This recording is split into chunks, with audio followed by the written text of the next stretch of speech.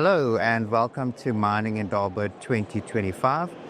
And today I'm speaking to somebody who's actually no stranger to the Mining Review Africa audience, Alistair McKay of FLS.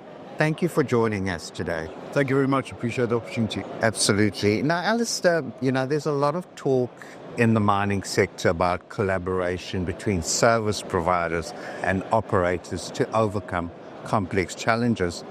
How does FLS build and maintain strong partnerships with its mining customers to deliver tailor-made solutions?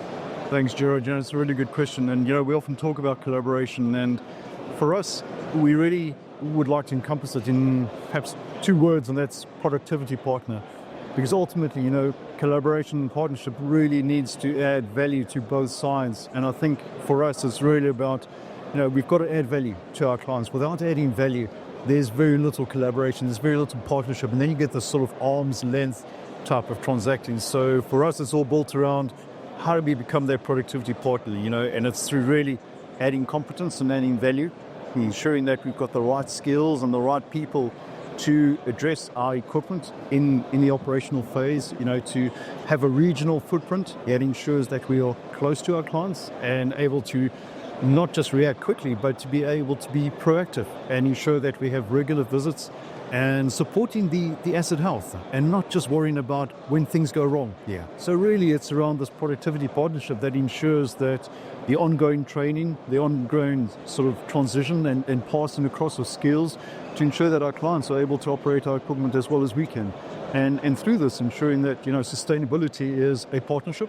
And it's partnership built around productivity and ensuring, this asset health, asset performance to the benefit of both parties. So that's really our strategy and focus. Okay. Now, you just touched on sustainability, and obviously over the years it's become increasingly important in the mining sector. It has.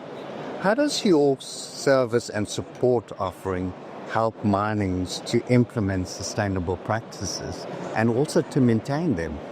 Thanks, Gerard.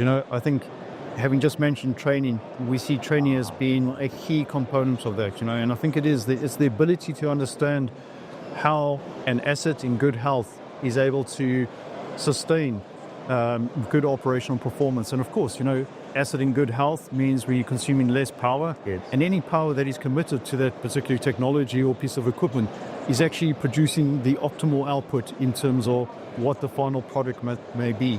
So really it comes around training and that ongoing engagement.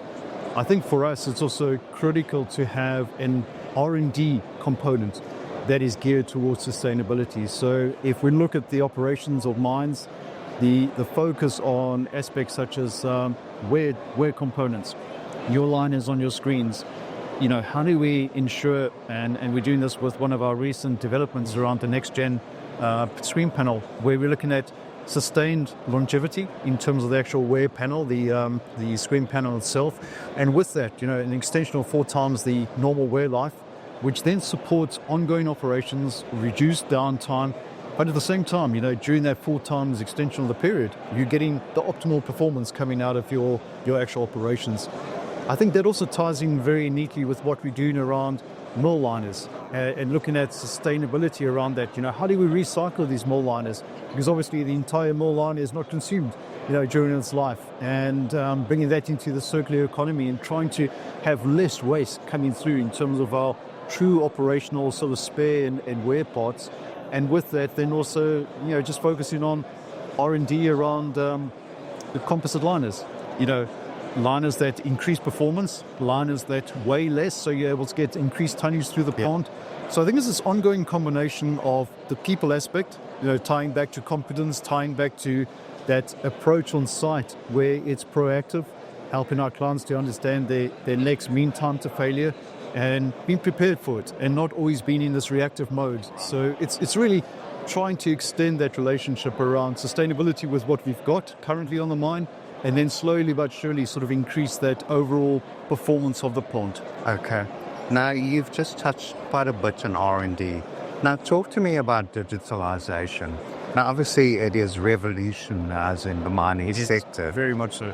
So, how does your company incorporate digital tools into your service and support solutions to help improve productivity, once again, sustainability, and also safety?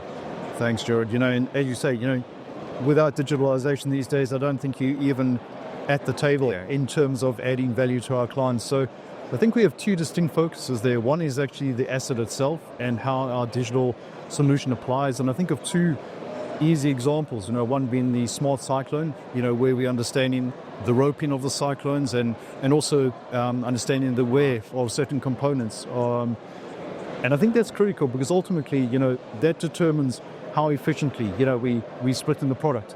Is the product going to tailings and being wasted, or is it actually going to the correct sort of downstream process or flotation or whatever the case may be?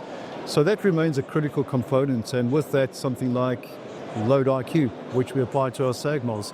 And again, it's the ability to enable the operators of the plant to get more performance out of their existing assets to ensure that the SAG mill is operating optimally. And with that, not only enhance the operational phase of it, but be able to get more throughput through the mill. So very much focused on the actual asset itself. And then we link in Performance IQ, where Performance IQ is a more holistic approach, where we then bring in asset health, we bring in asset performance and link those together. Because so often, condition monitoring is seen as a separate silo on its own, and then asset health as a separate silo, or asset performance separately. But the ability to link the two, to really get that ultimate, performance out of these assets is so key. So we're bringing those two together, and what we're trying to do is encourage our clients to enable FLSmith to monitor the assets on a 24/7 basis, to incorporate all the competence and skills from FLSmith, understanding our exact equipment, how it operates, how best it is to operate, and then link that into AI and all those digital tools that brings that forecasting ability in terms of what should we be worrying about, what trends should we be monitoring, and slowly but surely bring us from a sort of reactive approach into a proactive approach, and ultimately, increasing the overall performance. I think safety is so key, on any of our operations, and I think our ability to add value in terms of safety is really around a safe operating asset is really going to ensure the safety not only for the item of equipment itself, but really for everything associated with it. The less time one has to work on shutdowns under extreme conditions, the better in terms of the overall safety of the plant. Absolutely. Now, Alistair, obviously, there's a lot of talk at this year's mining Indaba about the demand for mining critical minerals. Now, as this demand grows, at the same time, mines need to mine sustainably. Correct. How does FLS help mining operations to remain productive while decreasing their environmental footprint? Thanks, Gerard. I think it really encompasses everything we've just spoken about, from the human capital side in terms of bringing skill, confidence, and also then from the digital side. But I think over and above that, we all know all bodies are not the same today as they will be tomorrow, as they were yesterday. So you've got this constantly changing feed parameter that's coming in, and of course that determines a lot of the sustainability of our operations in terms of water consumption, reagent consumption, power consumption. What we really find is the ability of FLSmith to partner with our clients, not for just the initial period of capital investment or the first few years or to provide spares, but really to be a partner on the ongoing operations and to audit the plant regularly, to test and to do testing at our facilities in terms of what is the ore body doing, what is it doing in specific technologies, and how do we then incrementally, once we've got a stable operating condition, look to bring through those changes and those step changes around sustainability, be it new technology being introduced or even something as simple as a Load IQ being placed on a SAG mill, new screen panels being installed, and ultimately, coming back to a good, healthy asset. If the asset is healthy, the sustainability with that really comes back to just the fundamentals of our industry. Okay.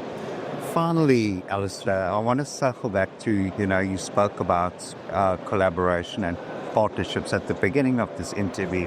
But talk to me about after-sales service and support. How do you ensure that you provide the best possible support to minimize downtime for your customers. Thanks, George. That's so critical.